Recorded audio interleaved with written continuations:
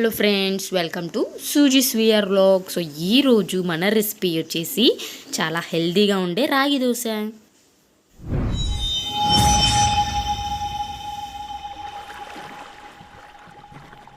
So ఈ రాగి దోశకి first నేను ఇక్కడ రాగి పిండి తీసుకుంటున్నానండి. రాగి పిండి అనేది ఒక గ్లాసెడ్ తీసుకున్నాను. అన్నీ ఇదే గ్లాస్తో మెజర్ చేసుకుంటూ ఉంటానండి. సో మనం ఏవైతే తీసుకుంటామో అందుకనే గ్లాస్ అనేది చూపిస్తున్నాను. ఇక్కడ ఒక గ్లాసుడు రాగి పిండి తీసుకున్నానండి. నెక్స్ట్ ఇందులోకి మనం సూజీ రవ్వని అయితే యాడ్ చేసేసుకుందాం. సూజీ రవ్వ కూడా పావు కప్పు అయితే సరిపోతుంది. ఒక గ్లాసుడు రాగి పిండికి పావు కప్పు వరకు సూజీ రవ్వ అంటే బొంబాయి రవ్వ అండి. సో ఇదైతే మనకి సరిపోతుంది. నెక్స్ట్ ఇందులోకి బియ్యం పిండి యాడ్ చేసేసుకుందాం. బియ్యం పిండి కూడా మనం పావు కప్పు తీసుకోవాలి. ఒక గ్లాసుడు పిండి రాగి పిండి కోసం పావు కప్పు వరకు సూజీ రవ్వ, పావు కప్పు వరకు బియ్యం పిండి యాడ్ చేసేసుకోవాలి. సో ఇవన్నీ నేను ఇక్కడ ఒక బౌల్లో తీసేసుకుంటున్నాను. సో ఇక్కడ అన్ని బౌల్లో యాడ్ చేసేసుకుందాం. చూసారు కదా, సో ఇలా అయితే యాడ్ చేసేసుకున్నాను. నెక్స్ట్ మనం ఇందులోకి నేనైతే ఇక్కడ పెరుగు అనేది యాడ్ చేసుకుంటున్నాను. సో పెరుగు అనేది ఆప్షనల్ అండి, కలుపుకోవచ్చు లేదు. సో ఇక్కడైతే నేనైతే తీసుకుంటున్నాను మన కోసం మంచి టేస్ట్ అనేది రావాలి అని చెప్పేసి. సో ఇక్కడ పెరుగు అనేది నేను 4-5 స్పూన్స్ వరకు యాడ్ చేసుకున్నాను. నెక్స్ట్ ఈ పిండిలోకి ఎంతైతే సాల్ట్ కావాలో అంతవరకు సాల్ట్ కూడా యాడ్ చేసేసుకుంటున్నాను. ఇక్కడ చూసారు కదా, నేను ఇక్కడ సాల్ట్ కూడా యాడ్ చేశాను. సో నెక్స్ట్ ఇందులోకి మనం ఫస్ట్ దీని అయితే బాగా కలిపేసుకోవాలండి నీట్గా. కొంచెం వాటర్ పోసుకుంటా, మరీ జోరుగా కాకుండా మనకి ఈ దోశ మిక్చర్ అనేది ఎలా ఉండాలో ఆ టెక్స్చర్ అలా ఉండేలాగా మనం నీట్గా కలిపేసుకోవాలి. చూసారు కదా, సో ఇక్కడ మనకి ఇలా అయితే రెడీ అయిపోయింది. మనకి దోశ పిండి ఎలా రెడీ చేసేసుకుంటామో అలా రెడీ చేసుకోవాలి. కావాలంటే కొన్ని వాటర్ అనేవి యాడ్ చేసేసుకోవచ్చండి. సో కొంచెం కొంచెం వాటర్ యాడ్ చేసుకుంటూ మనం ఈ పిండిని బాగా కలుపుకోవాలి. సో ఎక్కడ ఉండలు కట్టకుండా మనం బాగా కలుపుకుంటే మనకి దోశలు అనేవి బాగా వస్తాయి. చూసారు కదా, మనకి అంతా కనిపించేదంతా కూడా రాగి పిండి ఎక్కువగా తీసుకున్నాం కాబట్టి అది ఎక్కువగా కనిపిస్తుంది.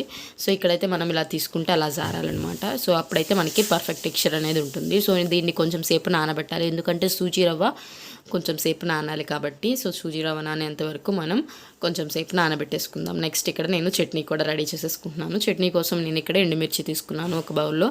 సో ఎండుమిర్చి అనేది చిన్న చిన్న ముక్కలుగా కట్ చేసేసుకొని వేసేసుకున్నానండి. ఇక్కడ చూసారు కదా, మనకి రాగి పిండితో రాగి దోశ అనేది చాలా టేస్టీగా ఉంటుంది, చాలా హెల్తీగా ఉంటుంది. అండ్ త్వరగా కూడా అయిపోయే బ్రేక్ఫాస్ట్ అనమాట, ఈజీగా. ఇక్కడైతే నాకు ఈ ఎండుమిర్చి చట్నీ కోసం ఎండుమిర్చి మనకి బాగానే ఫ్రై అయిపోయింది. నెక్స్ట్ ఇందులోకి వేరుశనగలు యాడ్ చేసేసుకుంటున్నాను కొన్ని వరకు.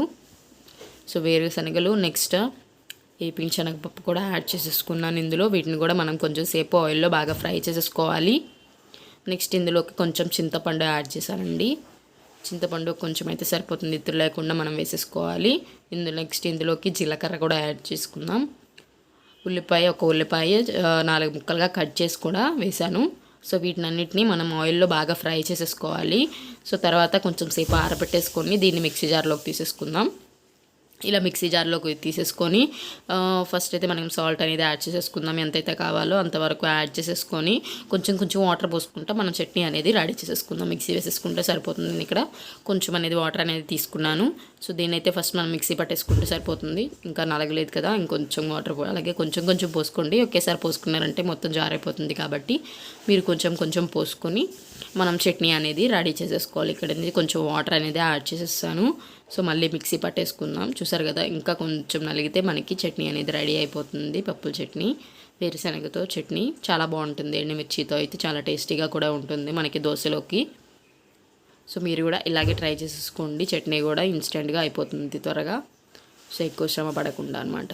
సో ఇక్కడైతే మనకి చట్నీ కూడా రెడీ అయిపోయింది. చూసారు కదా, సో చట్నీ రెడీ అయిపోయింది. దీన్ని ఒక బౌల్లో తీసుకుని పక్కన పెట్టేసుకుందాం. నెక్స్ట్ ఇక్కడ మనం కలుపుకున్న దోశ పిండి అయితే నానిపోయింది. సో దాన్ని అయితే ఫస్ట్ దోశలు వేసేసుకోవడానికి నేను ఇక్కడ పెనం పెట్టేసుకున్నాను. పిండి చూసారు కదా, బాగా నానిపోయి ఎలా ఉందో పర్ఫెక్ట్ టెక్స్చర్ అనేది ఉంది. సో ఇప్పుడైతే మనం దోశలు అనేది రెడీ చేసేసుకుందాం. సో ఫస్ట్ అయితే నేను ఇక్కడ పాన్ పెట్టేసుకున్నాను. నెక్స్ట్ మనం ఈ పిండిలోకి కొంచెం పసుపు అనేది యాడ్ చేసేసుకుందాం, కొంచెం కలర్ కోసం. సో ఇక్కడ కొంచెం వేసుకోండి, ఎక్కువగా అవసరం లేదు, ఒక చిటికెడు అయితే సరిపోతుంది మీకు. సో వేసుకొని మనం అదంతా మొత్తం కలిసేలాగా బాగా తిప్పేసుకోవాలండి. సో ఇలా తిప్పేసుకున్న తర్వాత మనం దోశలు అనేవి వేసేసుకోవచ్చు. సో పిండి చూసారు కదా మనకి సూపర్గా ఉంది, కలర్ఫుల్గా కూడా ఉంది. ఇక్కడైతే మనం పెనం అయితే కాలిపోయింది. ఫస్ట్ ఆయిల్ అయితే మనం ఈవెన్గా స్ప్రెడ్ చేసేసుకుందాం ఇలాగా. సో ఇలా ఈవెన్గా స్ప్రెడ్ చేసుకుంటే మనకి దోశ అనేది పర్ఫెక్ట్గా వస్తుంది. సో ఇది మనకి కొంచెం ఆయిల్ అనేది హీట్ అవ్వాలి. సో ఆయిల్ వేసిన తర్వాత మనం దోశ పిండిని యాడ్ చేసేసుకుందాం, దోశలాగా వేసేసుకుందాం. సో ఇక్కడైతే నేను తర్వాత కొంచెం ఆయిల్ కూడా తీసుకొని ఎటువంటి డస్ట్ అనేది ఏమీ లేకుండా ఇలా వేసేసుకున్నాను. సో నెక్స్ట్ ఇందులోకి పిండి అనేది రెడీ చేసేసుకుందాం. ఇక్కడ దోశలాగా వేసుకుందామండి. చూసారు కదా, ఎక్కువ పిండి అవసరం లేదు దోశ కాబట్టి, ఎంత పలచగా వస్తే అంత బాగుంటుంది, అంత టేస్టీగా ఉంటుంది కూడా.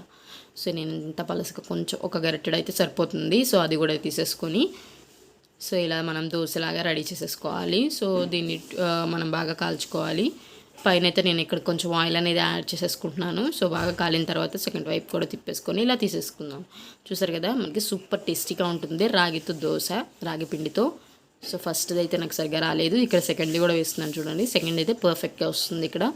సో దోశ అనేది మనకి ఎంత పలుచగా ఉంటే అంత బాగుంటుందండి తినడానికి కూడా. చూసారు కదా, సో ఇలా మనం పైన కొంచెం ఆయిల్ వేసుకొని బాగా ఉడికించుకోవాలి. అలాగే సెకండ్ వైపు కూడా నేను ఇక్కడ ఇలా తిప్పేసుకొని కొంచెం సేపు ఉడికించేసుకొని పక్కకు తీసేసుకుంటున్నాను. సో దోశ అయితే రెడీ అయిపోయినాయి. సో ఇలాగే రిమైనింగ్ పిండితో మనం దోశలు అనేవి రెడీ చేసేసుకోవాలి. చాలా సూపర్ అండ్ టేస్టీగా ఉంటాయి. ఇందులోకి మనం పల్లీల చట్నీ కూడా వేసాం కాబట్టి. సో మీరు కూడా ట్రై చేయండి ఇన్స్టెంట్గా అండ్ హెల్తీగా ఉండాలి అంటే. సో ఈ దోశ అనేది ట్రై చేయండి, చాలా హెల్తీ అండ్ త్వరగా అయిపోయేది. సో మీరు కూడా ట్రై చేయండి and subscribe to my channel Suzie's VR vlogs. Bye.